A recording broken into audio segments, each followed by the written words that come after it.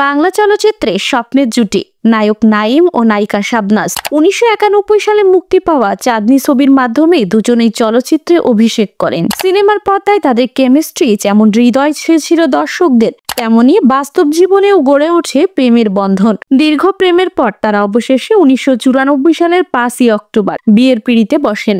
বিয়ে হওয়ার পর থেকে আজ অবধি তারা একে অপরের পরিপূর্ণ সঙ্গী হয়ে সংসার জীবন কাটাচ্ছেন। দাম্পত্য জীবনে তাদের ঘর আলোকিত করেছে দুই কন্যা সন্তান নামিরা নাঈম এবং মাহাদিয়া নাঈম। দুই মেয়ে আজ বাবা মায়ের মতোই শিল্পমনস্ক। বড় মেয়ে নামিরা কাজ করছে সৃজনশীলতার ভুবনে, আর ছোট মেয়ে মাহাদিয়া গান ও সঙ্গীতে প্রতিভা দেখাচ্ছে। আজও নাঈম শাবনাজ জুটি দর্শকের মনে এক রোমান্টিক অধ্যায়ের নাম। তাদের ভালোবাসা আর পারিবারিক বন্ধন প্রমাণ করে সিনেমার জাদু শুধু পর্দায় নয়, বাস্তব জীবনেও ছড়াতে পারে অমলিন আলো। নাঈম শাবনাজের জুটি আপনার কতটা প্রিয় অবশ্যই কমেন্ট করে জানাবেন।